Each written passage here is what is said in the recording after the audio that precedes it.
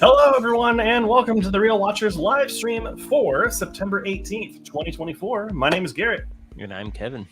And we are your lovely hosts. Hope you're all having a fantastic day so far.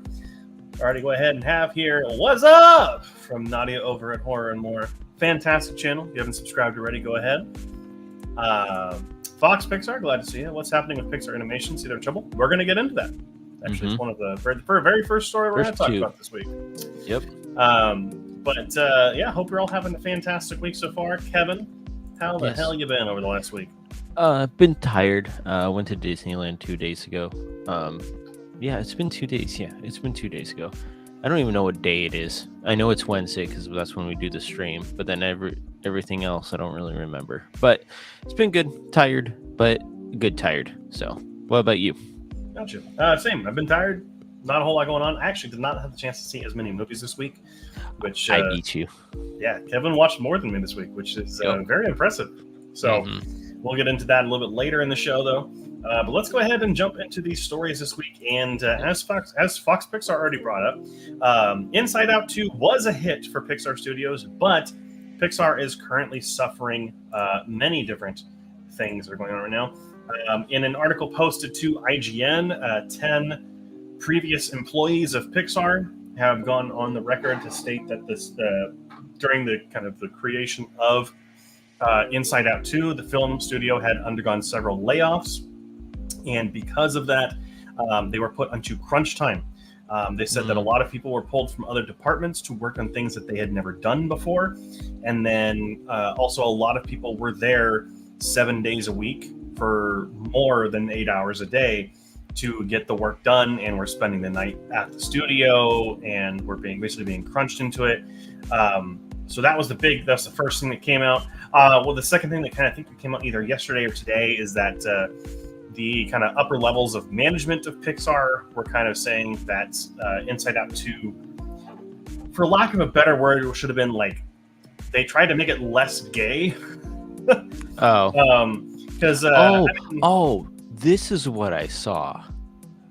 Yeah, so about, like, the Lightyear situation. Yeah, apparently the management keeps bringing up the idea that Lightyear was not successful because it featured a same-sex kiss in it for less than like 2 seconds, which had no bearing on the movie whatsoever. The movie failed because it just wasn't that good. I mean, I enjoyed it. I don't think it's a great Pixar movie. I think it's probably one of their worst, but I still enjoyed it enough. And that had serious story problems that had nothing to do with a 2-second scene. So they're really just kind of caving into internet trolls, honestly, I think. Yeah. And obviously, there was no hint of a romance. They said that they had to go back in and edit a couple of scenes in Inside Out 2. The lighting may have alluded to the fact that there was some feelings that Riley had for her friend that she makes in this movie, but that was never the goal of the story, and it was never intended. They just wanted to de-gay it, which is really unfortunate. It also takes away from our thinking of a movie while we're watching it as well. So what if you think that Riley has feelings for this I haven't watched it yet, but this feelings for this new friend, have us be like, does she really have feelings, or was that just something that I caught? And then you can talk about it that way.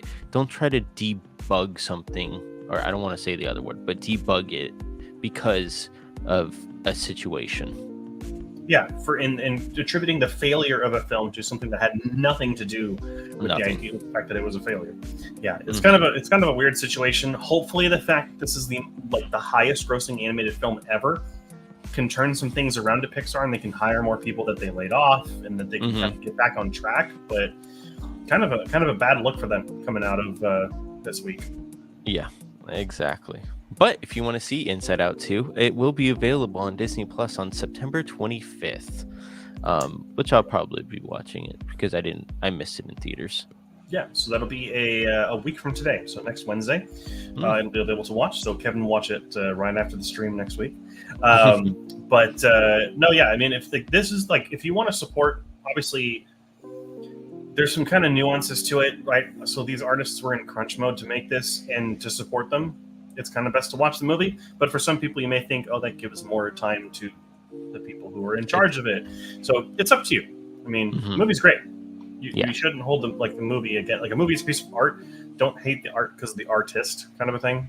Like I still watch Mel Gibson movies, and he's kind of an asshole, right? Well, well, it's like Jeepers Creepers.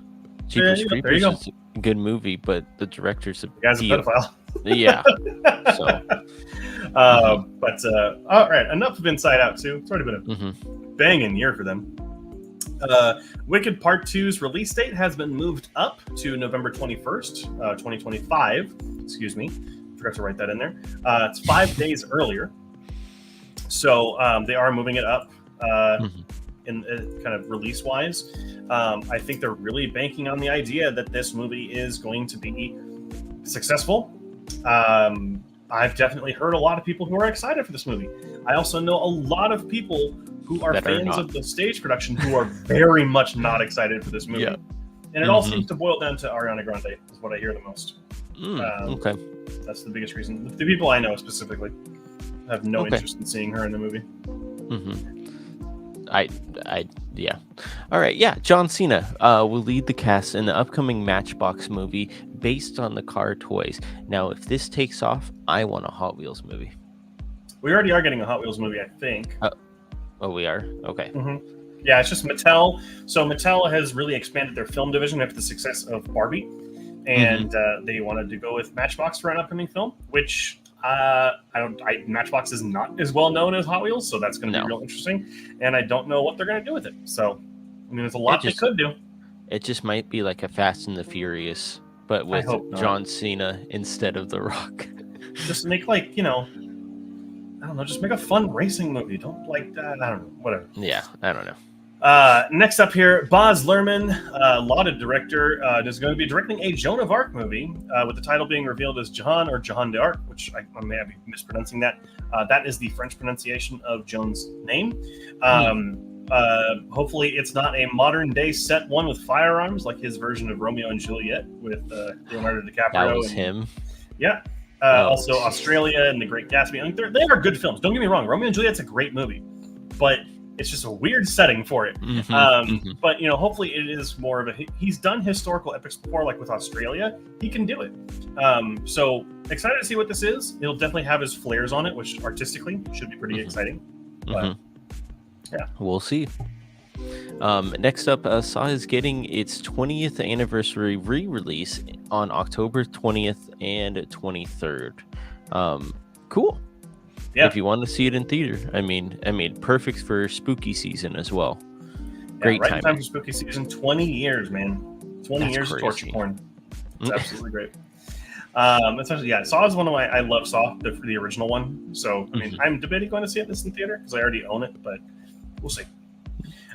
Speaking of Barbie earlier, Margot Robbie's The Sims movie has been picked up by Amazon and will be directed by Loki's Kate Herron, who is got a lot of praise for her work on Loki. I mean, if they can put the same kind of energy into this that they did with Barbie, I don't know what kind of story they're going to tell. But gosh, it's going to be so funny, though. I feel like hopefully it doesn't go the route of Minecraft.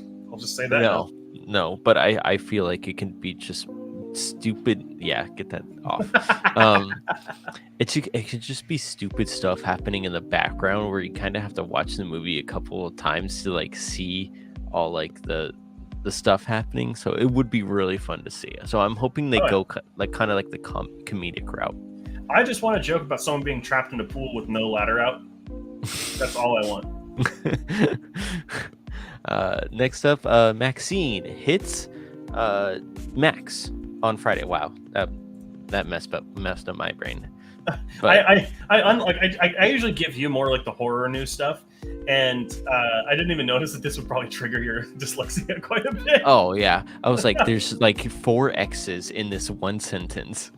If they don't like change the logo of Max on Friday to be MAXXX just for like one day, I'd be upset. If they don't. They probably won't, but they won't. But yeah, I mean, if you haven't seen Maxine yet, it's going to be showing up on Max, like Kevin said. I enjoyed this movie. I think it's Not the best of the three movies of like Pearl, X, and Maxine, but it still is like if you're a film geek like I am, you'll probably really enjoy it.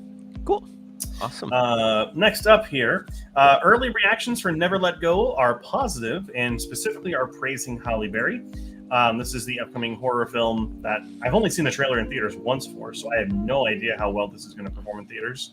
I mean, reactions are somewhat positive. Metacritic for it is a 58, but let me go ahead and check the Rotten Tomatoes while I'm here. You say that you haven't seen the trailer for this movie. Every time I put on like a YouTube movie, are you seeing it? I'm seeing it every single time, and I'm like, okay. Oh my gosh, which is good marketing, but and it's not like Speak No Evil where it's like every 2 minutes I get an ad for it. So okay, it's got a 74 on Rotten Tomatoes. So I mean, for it's pretty good for a film of that genre. So it's an interesting concept as well. So which doesn't really they don't really tell you anything in the trailer for it. So. No, which is great. Yeah. Speaking of horror, though. Yeah, speaking of horror, a Terrifier remake was requested by studios, but the director/creator turned it down because they wanted less gore.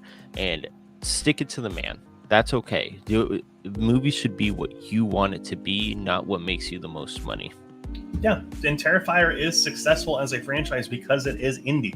It is made outside the studio system, and because of that, they can go further in what they show. Exactly. So, that's all right. But the fact that studios, I mean, it's cool that the studios are approaching the director to do stuff. It's just unfortunate that it's a remake of something that's not that old. But I think that's because the character art is really starting to transcend the films that he's in, just becoming like a great and kind of iconic horror villain. So, I mean, kudos to them for trying, and obviously they've got the money to give him to make it a lot better. But there's that trade-off, right? Bigger budget, but less of the heart of what makes, literally the heart out of the chest that makes that franchise what it is. Exactly. I would like to see the director kind of maybe go with another company, say like, I don't want to say Blumhouse, but I'll say Blumhouse because it's horror, and have his take on something original again to see if he can help Blumhouse create like a mega staple like Art the Clown. Next up, Coleman Domingo is in talks to join Steven Spielberg's upcoming UFO event movie. Super excited for this. Coleman Domingo is a fantastic actor, most likely to either win or be at least nominated for the Academy Award this year for his upcoming film Sing Sing. Was nominated for an Oscar last year for Rustin, which was a Netflix film, and was also in The Color Purple last year. Been in several films. Fantastic actor, and I would love to see him get top billing for a Steven Spielberg movie. I think that would be fantastic. Nice. Yeah, it's very interesting. I can't wait to see this UFO movie, first of all, just to see what the heck it is. I'm just excited to see another Steven Spielberg movie. That's all I'm going to say. That's true. According to producers, Transformers and G.I. Joe crossover movie is the next live action film in the series, but we don't have a G.I. Joe movie. Well, we've had a couple and they're all bad. So I'm gonna say it again. We don't have a G.I. Joe movie. I do not care how bad either of these franchises usually are. I am so pumped for this movie. Like, there's the little kid so inside of me is like so pumped and jazzed. Like it's I don't know. There's a lot of like, it's just gonna be a fun bad movie. I know that's what it's gonna be. But even it, like Rise of the Beast wasn't a good movie, but that ending. But it was better than a lot of them. It's better than a lot of them. And that ending where they're like, "Yeah, this is G.I. Joe," and then it just cuts. You're like, "Let's go!" Like gets you a little hyped. Rise of the Beast. I think now that I'm thinking about it, Rise of the Beast is the second best movie in that franchise. In the live action ones, Bumblebee easily. Oh yeah, Bumblebee is Citizen Kane compared to most of those movies. To be real. But that's going to be it for the stories this week. Let's go ahead and dive into some of these recent comments here. Pixar is suffering after Inside Out became a hit. Well, yes, because of the allegations that came out. So, the formerly Lucasfilm-owned Pixar is currently suffering over gay culture. I don't get what you mean by that. They straight up just Nightmare on Elm Street to us. Okay. What? You mean after Disney bought Pixar, problems would eventually come out like the rest of the properties Disney's bought? The hell you say? I mean, yeah, no company's perfect. You know, it's just weird that it came like right before. I mean, obviously they had a slew of movies that were not that good. Like Outer World. It's not Outer Worlds. What is it? Strange Strange World. There it is. Strange World. Lightyear wasn't that successful. The last couple of movies haven't been. Or Strange World was a Disney movie. It wasn't a Pixar one. Oh, it wasn't. Okay, I'm so sorry. But the last couple of Pixar ones were kind of misses, and so this was their big one. Obviously, the layoffs and stuff happened before. All this happened before Inside Out 2 came out. So it's not because of Inside Out 2. Hopefully, because of Inside Out 2 being such a success, the studio will get the support and the money that it needs. I kind of prefer Matchbox as they were first. Everyone and their mother knows Hot Wheels, so this is nice as it's almost kind of against the grain. Okay, there you go. I can see that. I can see it. How do y'all feel about a GTA movie? Well, we did talk about this a couple of weeks ago. Rockstar says they will never make one. GTA is just a movie in itself. So if you want a movie for $60 that you can play throughout your entire life, you can get it. But I wouldn't be like opposed to it. I just wouldn't want it to be like horrendous. And that's the problem with video game movies sometimes. It's just they're so bad and it kind of takes away from it. This is what I'll say. I don't want a movie. I want a HBO Max TV series of GTA 5 story specifically. And the only reason is because the writing and the story of that game is so good that more people need to experience it that are not gamers. Like, it's just that good. And we lost Kevin. We can kind of... Oh, there he is. Oh, gosh. You're back. Okay. I maybe do like an anthology series in Los Santos. Like, there's so many things that they could do for like TV shows, like you're saying, with GTA. With all the military in the past Transformers movies, can't you argue this crossover already happened? I mean, they're basically like they're like a higher up government unit. Nest is basically, G.I. Joe at that point. I get what you're saying. Alrighty, but those are the stories for this week. Let's go ahead and talk about the trailers that came out this week. We got a lot of them. So what stood out to you, Kevin? Presents, Mickey 17. I didn't watch Salem's Lot. I forgot to watch that one. But and then I'm just looking forward to Venom and Joker. So I don't need to watch the trailers to be excited for those two. But Mickey 17 we watched before the stream. It looked actually pretty like comical. So I'm okay with it. And then Presents just looks creepy. So which I'm down for. Did a really good teaser trailer. So yeah. Very excited for that. And just let everybody know in the audience, I was looking for a present, not a presence, during the first part of the trailer, so we had to rewatch it again. I love it. I mean, all the ones you highlighted, I think I'm looking forward to. I'm actually looking forward to Venom 3, which neither of the first movies are good.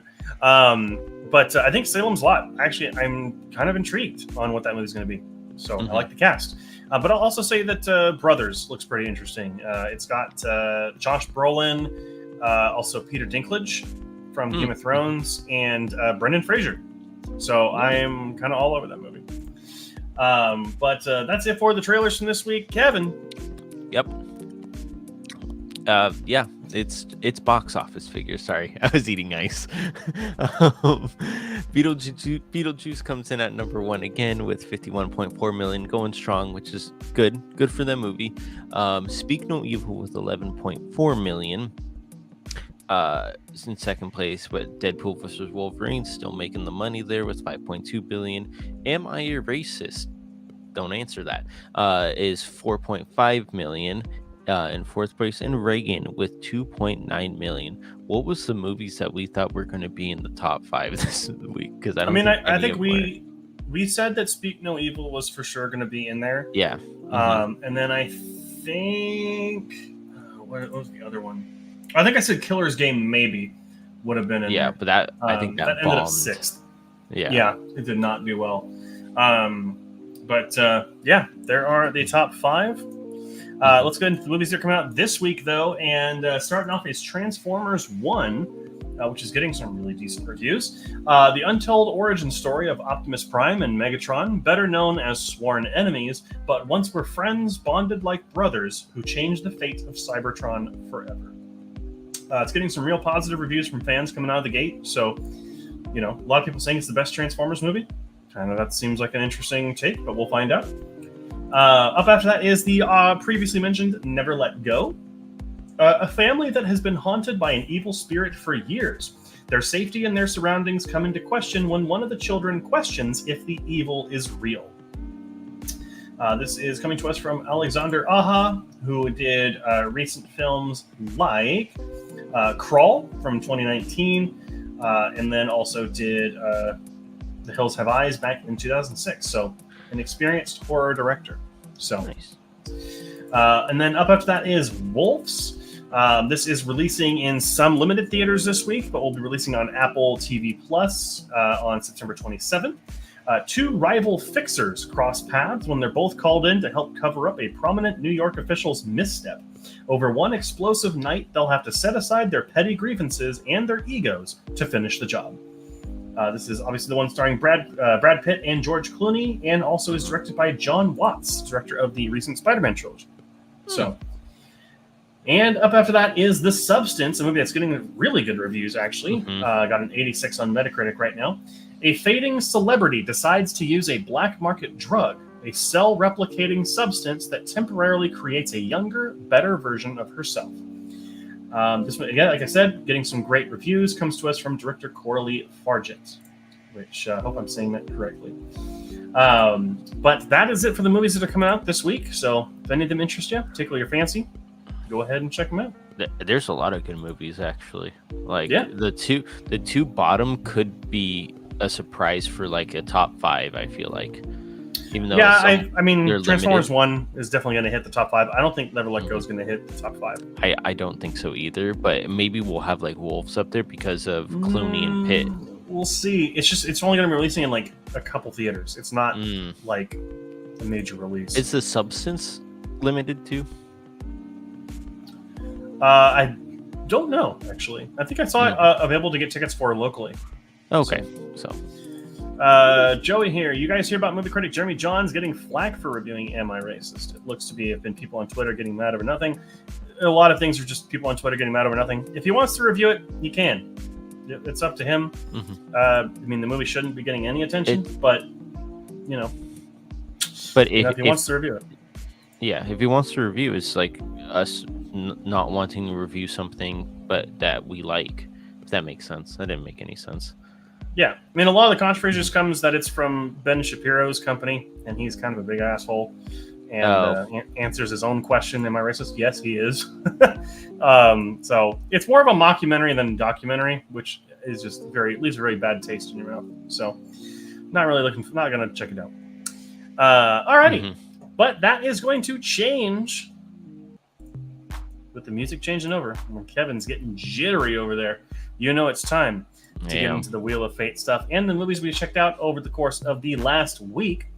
So, Kevin, you had 3 this week.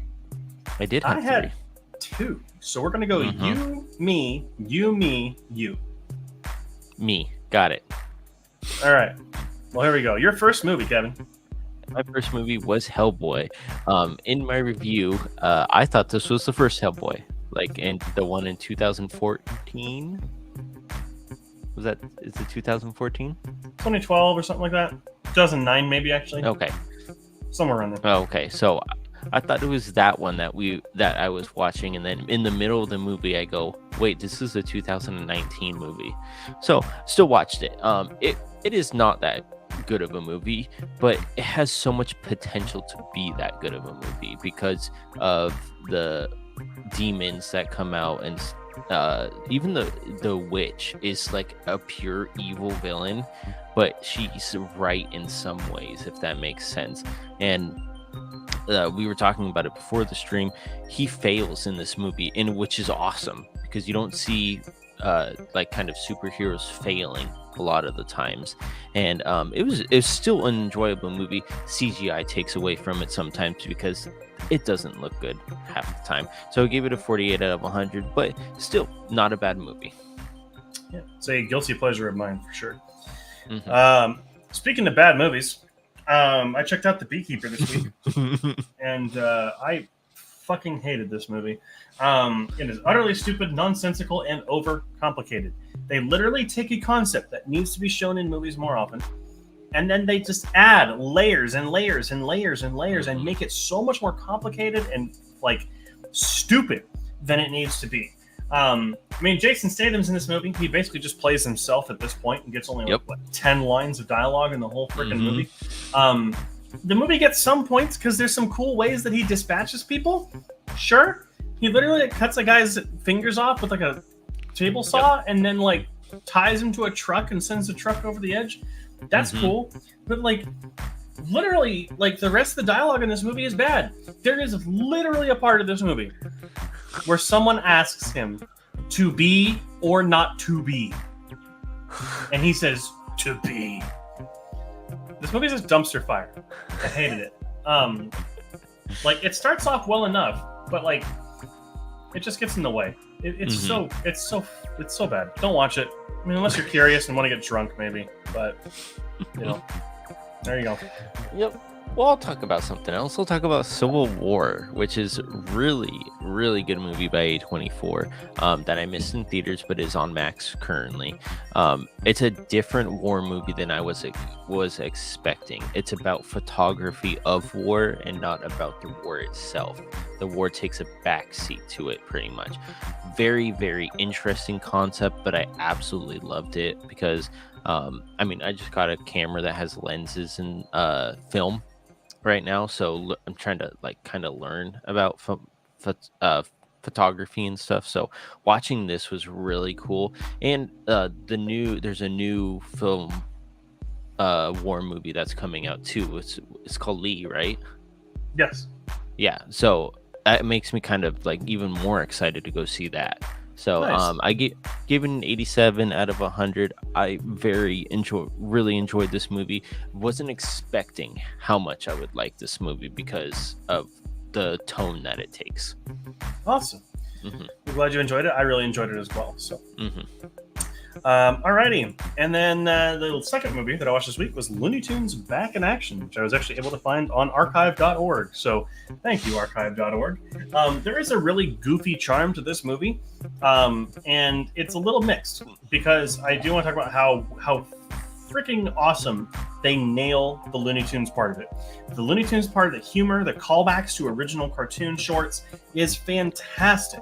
And it clearly feels like it was made by someone who loves these characters. Yet, the only human character that's good, though, is Brendan Fraser. Because Brendan Fraser is Brendan Fraser. He's great in this movie. But every other human character sucks.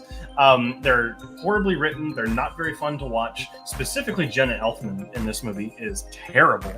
But, like, it feels like a really haphazardous movie. Because it starts out with an idea, and then it just, like The Beekeeper, it just keeps adding things. But this time it's adding in pop culture references and other Warner Brothers references that don't really need to be there. Granted, it gets it a lot better and a lot more correctly. It's a lot more... Scratch that, rewind. It's done a lot better than Space Jam New Legacy. Because Space Jam New Legacy felt like it was here's all our stuff, we're Warner Brothers, and it wanted nothing to do with Looney Tunes. This is a better mix of the two, because it was about Looney Tunes, but then it mixed in a couple of Warner Brothers things to like, oh, it's a part of the same world. The ending of this movie does suck, though. The ending is really out of nowhere, and it's really annoying.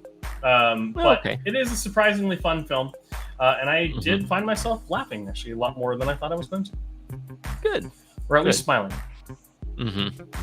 All right, and my last one was Furiosa, a Mad Max saga, and what a great prequel to Fury Road. I absolutely loved this movie. I loved and knowing the backstory of Furiosa was absolutely needed because she was such an interesting character in the first one. We get this, and we get a little bit more of like the warlords and everything like that you see in the first movie as well, that we love. It's just so good. Chris Hemsworth really surprised me in this movie. How funny he was, how kind of disturbing he was as well. But he's such an evil character, but I don't see Chris Hemsworth as that evil character, and he really took this and took it to the moon. I absolutely love this, so I gave it an 93 out of 100. 93. Awesome. All right. Sounds like it's one of Kevin's better films this year so far. But that is it for all the movies we watched outside of the Wheel of Fate. So let's go ahead and talk about the movies that we watched as a part of the Wheel of Fate. And Kevin, we'll do your short first. Yeah, The Tale of Two Kittens. This one was really funny because I think it's like a Tweety Bird knockoff, because it's like an older bird. I don't remember the name of the bird because they never say it. But the two cats are hilarious in this movie. One is just repetitive and doesn't want to do stuff, and the other cat is trying to force him to go get the bird that's up on the the telephone pole. And the comedic ways that he does it is really great. The animation in this movie is fantastic, and the sound is fantastic as well. I give it a 95 out of 100. Gotcha. I think it's the one where they kind of use the cats as like a Abbott and Costello, I think, stand-ins. Alrighty, and my short this week was The Painless Window Washer. This is a Popeye the Sailor short, and I gotta say, I wasn't really too big a fan of this one. It didn't really justify to me why this concept needed to be done by Popeye. I feel like this could have been done by any other cartoon character. There was nothing that spoke Popeye on this one. Like, it's in the middle of like a big downtown area. Like, why is Popeye, who's a sailor, in a downtown area with no water around? Maybe the sailors were on strike that week? I don't know. But I just didn't find that short really engaging. It wasn't really that fun to me, but it is well animated. It's just okay. Didn't really do anything for me. So, and Kevin, your first movie was Hard Rain. Hard Rain, and this one was a hard thing to watch. Yeah, pun. I saw a comment on Letterboxd saying this is an action movie from the 90s that nobody talks about, and I understand, because it's that bad of a movie. The action scenes are good. I can see where they were trying to go with it, but there could have been so much more to this movie, and probably could have made like a 70 out of 100 instead of a 32 out of 100 on this. I was gonna call him Mel Gibson because you said it, but it's what's his name? Christian Slater, I think, is in this movie. No. Oh god, dude, he's like, I don't want to be like Morgan Freeman. Yes, thank you. Morgan Freeman is really good in this movie, but he's so dull in this movie. And there's a couple of twists that I did see coming, and then one I didn't see coming. But they don't do enough with the water. And that's the problem in this movie, is they're on speedboats. Cool, that's awesome. It's an action movie. But, like, they never go under the water for, like, scuba or anything like that. That would have been a cool heist to do. But didn't pass their mind, I guess. So that's why I gave it a 32 out of 100. If you want to see a bad action movie with good people in it, this is the movie to watch. All right. My first movie this week was A Beautiful Mind, and this is a movie that I actually liked quite a lot when I was in high school, and I used to think it was better than Good Will Hunting, and I don't necessarily think that anymore. I think that since I originally watched this, there have been so many better biopics that have come out that this one just kind of pales in comparison. But with good stuff, Russell Crowe is fantastic in the lead role, playing Nash here, with a high level of intelligence and like enough kind of, there's a little bit of charm and a little bit of wit to his character, which is kind of endearing.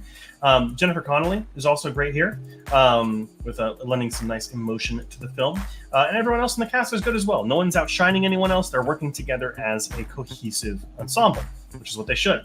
I also commend the film for sharing more about Nash's life and his accomplishments. Refreshingly, this movie came out when Nash was alive, which is interesting. And they show some of his faults. They don't show him as like a shining beacon.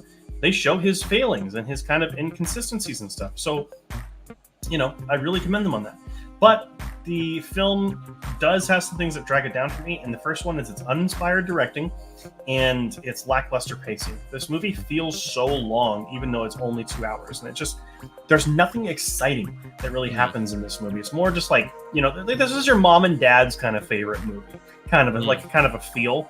But also, I think that like the biggest fault here is Ron Howard, the director, who just does not do anything interesting with the camera, doesn't do anything with the tone to make it interesting. It's just and it's also, there's a really bad, annoyingly put color filter over this movie. Everything's brown, and it's kind of like Harry Potter 6 in a way. It's a fine movie. It's just nothing that captures my attention, and it just doesn't do anything to get me engaged in it. Gotcha. And so this is based off of the person from Good Will Hunting? No, it's just a similar movie where they're like super smart and therefore they're like not very social. Okay, gotcha. Okay. That's the only kind of similarity. Okay, gotcha. All right. Well, my last movie, Final Destination 2. Keep it rolling, Nadia, with Final Destination 3 coming up. This movie is better than the first one, I feel like. Just because there's not a lot of twists, I guess, or fake outs. I want to say fake outs, not twists. It goes, this is what's going to happen. Look out for it. And then it happens. Or it doesn't happen. It's not like, ooh, are they going to get shocked from that? Oh, no, they don't. So, which is really nice to see that sequel is better than its predecessor, pretty much. And it's just a fun horror movie from the 2000s. And they were only like 2 years apart or something, which is great to see movies kind of close together as well. So I give it an 85 out of 100. Really enjoyed it and loved all of the horror aspects of it as well. So cool. Alrighty, and the last one for me is The Blackening, which came to us from Nadia, and gotta say, thank you, Nadia, for the suggestion. This was a lot funnier than I expected, and full props go to the writers and the cast here, who provide so many laughs. And while not every joke in this movie does get a laugh, I would say it's successful about 75 to 80% of the time, and that's a higher percentage than most comedy movies nowadays. So I do credit the writers and the cast for this. Also, like I said, the cast, great. Big reason why this film works. I'm unfamiliar with anyone in this cast except for Jay Farrow and Diedrich Bader. And so that was really nice to see a bunch of performers who I've never seen before and really knock it out of the park. No one outshined anyone else. Like I kind of said with, A Beautiful Mind, they all work together so well. And it just kind of makes the entire thing much more believable and fun. So really enjoyed that. The only major criticism I have is I don't think this movie really uses its horror aspects enough. I don't think this movie is very scary, very tense. Like, a lot of the horror aspect of this comes from like the blatant racism and stuff that like these characters are having to put up with. But then that lends into the comedy more as opposed to like the horror more. And I think that they could have I don't want to use Get Out as like a similar movie because it's not, because Get Out's more of a stricter horror movie. But that used its multiple aspects very well. Whereas this one kind of it leans more in the direction of comedy when it could have used horror in some really interesting ways, especially because the pacing in this movie is a little odd. We have a really good intro, and then it really slows down for about 20 minutes or so. And in that 20 minutes, you could have used a little bit more horror. You could have used a little something to just make it more interesting in that first 20 minutes to make it more memorable. And the film would have been a lot better, in my opinion. Okay. So, but it is a really funny film. I will definitely recommend it to people going forward. There's one sequence in this movie, the last part right before the credits hit, that just has me in hysterics every time I think about it. So I actually really enjoyed this movie. And again, Nadia, thank you so much for recommending it. Yeah, I want that on the wheel again. Well, let me make sure it's on here. I'll put it on there with your name next to it. Yep. Alrighty. And that is going to be it for all the movies that we have reviewed as a part of the Wheel Spin. So now is the time to go ahead and get in those suggestions on what you want to see put on the Wheel of Fate for this time. Excuse me, for this time. I'm hiccuping all my dinner out of the way. But Kevin, what do you want to see this week? You got an action movie and you got a horror movie. I want a comedy movie. Comedy. Like The Blackening would be great. Okay. So he's looking for a comedy. I get you. What else? I don't know. We've been getting some pretty good ones, I feel like, so far, except for Heavy Rain. But It's okay. Got to have some duds before you have good. Yeah, movies. It's like a lot of people, like friends and family, do ask me because I talk about, I'll talk to people about movies that I've seen and like what I would recommend and stuff. People ask me what I'd recommend, and I always talk about, I watched this really bad movie, and they're like, well, why would you watch it then? And it's like, you have to watch the bad stuff to appreciate the good, but also to you need to watch good and bad movies so that you can kind of further develop what you think works in a movie. Because something like, Hard Rain might be a favorite movie to someone, right? For their reasons, but then it's your least favorite movie because of other reasons. And so it's really nice to kind of develop those and have an educated discussion with someone that's respectful. Exactly. So, and I saw Joey's comment already, so I'll let you pull Tweety. It up. So that was Tweety's first appearance. Okay, he didn't have feathers, so I was like, is that really Tweety? Because it didn't look like her at all. Also, Hard Rain's a guilty pleasure. Peak 90s schlock during a trend of disaster movies. I'll admit I don't like it as much as I used to. You know what? Hey, that's okay. Sometimes you sour on it. I soured on Beautiful Mind, so it happens. Exactly. All right, and Nadia is saying Slither, Final Destination 3, and Final Destination 2. Is these what you had, Kevin? I had Final Destination 3 and Final Destination 2 on there. I forgot Slithers. I can't see the wheel. I haven't. Oh, you haven't done it yet. Okay, never mind. I just wanted to make sure. Okay, let me go ahead and share my screen. Have you watched Final Destination 3? I haven't seen any of them except for the first one.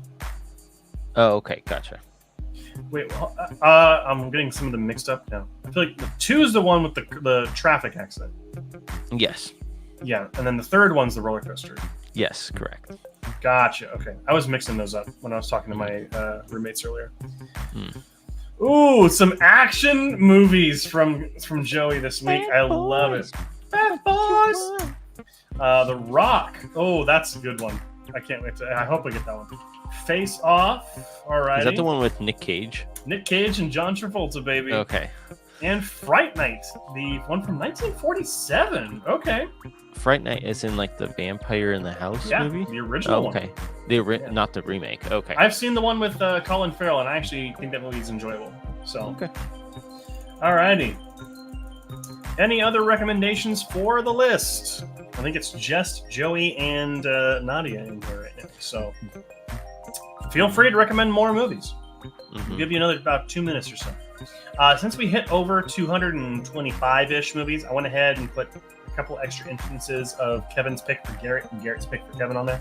Okay. So just so we can have a little bit more on there. Do we have to give them the news about next week?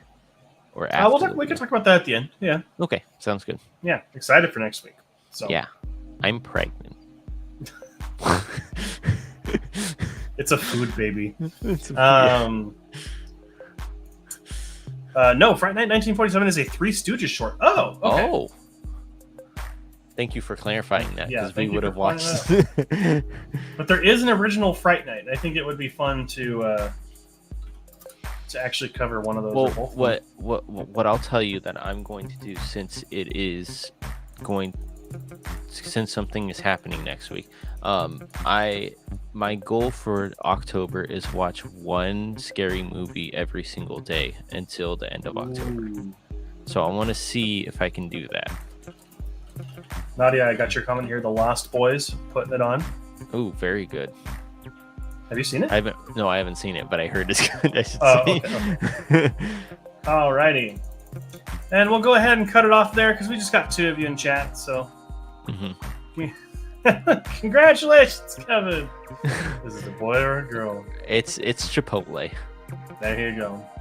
That smoked brisket came back, and Kevin was like, "Impregnate me." Oh, I haven't had it yet. I haven't had it either. Oh. Alrighty, let's go ahead and get into these wheel spins. Now, here's the thing, though. Actually, we probably should talk about this because Kevin is not going to be here next week. We are going to have a guest host next week, which I'm super stoked for. But Kevin will still watch his movies just outside of the actual stream. And I'll probably put in some banners on here just so we can kind of see what he gave them. Yeah. And I can kind of share your review, or the guest host can share a written review if you'd like. But we'll still get you some movies assigned so we can get you going. But let's go ahead and spin first. I believe I went first last week. No, I'll go. Okay. No, I'll go. Let's just do Kevin's going first. Mm-hmm. And I'm Kevin's gonna get the blackening. That's what I'm gonna get Will right he? now. Will he get it? I think I will. Will he get it? Will he think get this it? is the blackening. The original Children of the Corn. I think that's Nadia. That is Nadia. Again. Yep. So congratulations, Nadia. So you got the original Children of the Corn. Mm-hmm. Alrighty. So there's your scary movie. Yeah. It has to start in October. Well, there you go. Alrighty. My first movie. I don't know what I want. I kind of want a horror movie this week because The Blackening was more of a comedy, and I kind of want something. Maybe The Fly. I think The Fly is still on here. Ooh, The Fly is so good. Yeah. I think I made you put it back on there. Boss Level. Boss Level. 2020. What is that? I actually don't know. Oh, it's from 2021. Oh, it's Joe Carnahan. Oh, it's okay. Oh, we got Mel Gibson. Mel Gibson, Frank Grillo. Yeah. All right. We'll try it. We'll do it. I mean, hopefully it's better than Beekeeper. Oh, it's a Hulu original. Interesting. Yeah. There we go. Get some Hulu watch time. Alrighty, Kevin, your second movie. Second movie. I kind of want you to get a short, just so we can spin again. That's true. Mm-hmm. But we'll see. Oh, look at that. Garrett's pick for Kevin. And you want to watch a comedy. Wait. Do you want to pick a short or do you want to pick a movie? Oh. What do you want me to pick? I don't care. That just tell me right now. Okay. How many fingers am I holding up behind my back? Is it one or two? You only have 5. So am I holding up one or two fingers? You're holding up your thumb. It's a trick question. No, I'm holding up one. Two. So No, you're gonna get a short. Okay. I will have you watch. You already watched Double King. Mm-hmm. So I will have you watch one of his other ones. Hold on. It's going to drive me nuts. I have it on the tip of my tongue, and I can't think exactly what the short is. You're going to watch The Elephant's Garden. Okay. Don't remove this. Just hit close. Yeah, I know. Okay. I am fully aware. Okay. All right, we'll go ahead. I'm going to go ahead and spin. Whatever is the closest short is the one that I will take. Okay, and then we'll pick another movie. Yeah. Okay. That one area of red, blue, red, and the wheels driving me nuts. Yep. Yeah, I know. Woo! Kevin's watching Corn on the Children. Corn on the Children. The closest short is going to be. Oh my god, I can't see it. Which one? It's Who Something. It's short in front of it. Who Killed Who will be my short. Okay. Children of the Corn. Okay. Alrighty, Kevin. This is for all the marbles. Oh, we should play marbles for movies. I tried to get it to work when Adrian was on here, and it just would not work. Oh, that would be sorry. It works better with streaming. All right, with streamers, like Twitch chat kind of a thing.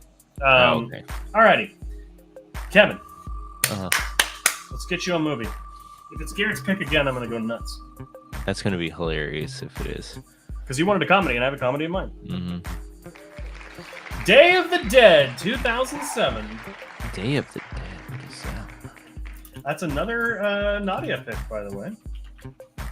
So Nadia got both of Kevin's movies. I am sensing some date nights coming up. Oh, that's what we did for the Final Fantasies. So I'm guessing maybe it's the 2008 one. Because 2007 is a different one. I think so. Yeah. Okay, Is it with Nick Cannon, Nadia? If you can confirm. Wait, Nick Cannon's in that movie? Yes, he's the second one in the cast. She says, "Woo!" So it's got Ving Rhames though. You're in good hands. You got Ving Rhames.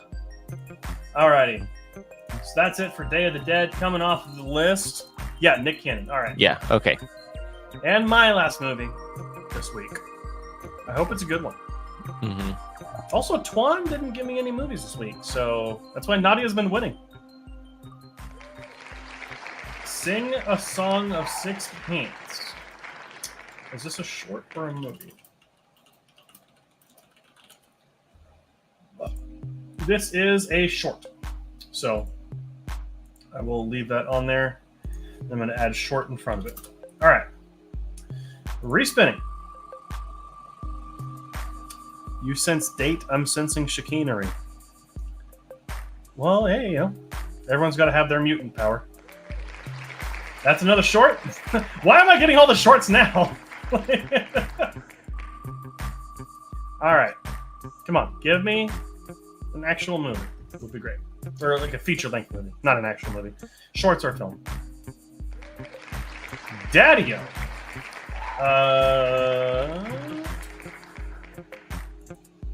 I think this was one from Twan. Yes, I'm gonna have to rent this one, but I have heard good things about this movie, so I will definitely check that out. I'm gonna have to rent it. Alrighty. So Kevin has the original Children of the Corn. I've been talking to myself this entire time. Well, there you go. Kevin's got Children of the Corn, the original Day of the Dead from 2008, and the short The Elephant's Garden. Very excited for you to check that out. Then we have Boss Level for me, and then the movie Daddy-O, which was a release of last year, and then Who Killed Who, which is the short. So really excited for those. And with that, that is going to be it for this week's live stream. Now, like we kind of mentioned earlier, Kevin is not going to be here next week.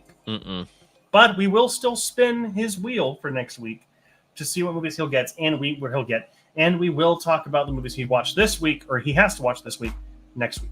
So we will go ahead and go those. And very exciting, because you might recognize who our special guest is going to be. So can't wait to have them on the not podcast. This is the podcast on the live stream. It's late at night, but super excited about it. Can't wait for Wednesday. It's going to be a great time. So wait, do we even tell them? Oh, it's going to be a surprise. Oh, okay. Unless that person jumps into chat and just starts, spoiling it for everyone. But it's fine. If they want to spoil it, they're more than welcome to. Anyhow. Well, wait. I'm just kidding around. Alrighty. Well, super excited for next week, everyone. As you guys know, we do have our YouTube channel here that you're on right now. So go ahead and subscribe if you aren't already. And we do have our live stream, this one, that goes live every single Wednesday at 7 p.m. Pacific Standard Time, which you're already here with us. But next week and every other week after that, for the foreseeable future, we'll be around. And also on Fridays, we have our episodes of Movie Club that go live. And this week, we are going to be covering the, I don't want to call it historical, but it's a movie that takes place in the past. It is Gladiator. So we're covering that just in time for, Gladiator 2. Gladiator 2. So really excited about that one. So make sure you're subscribed so you get a notification when that goes live. And as Nadia says, I don't spoil, I rot. That's kind of... That's Rotten actually, Tomatoes. There you go. That's a good line. I like that. But anyhow, alrighty, everyone. Hope you have a fantastic rest of the week. We'll see you next week with our very special guest.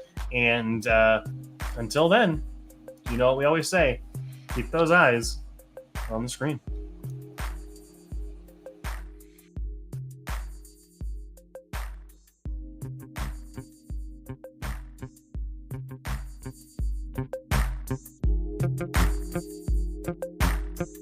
Thank you.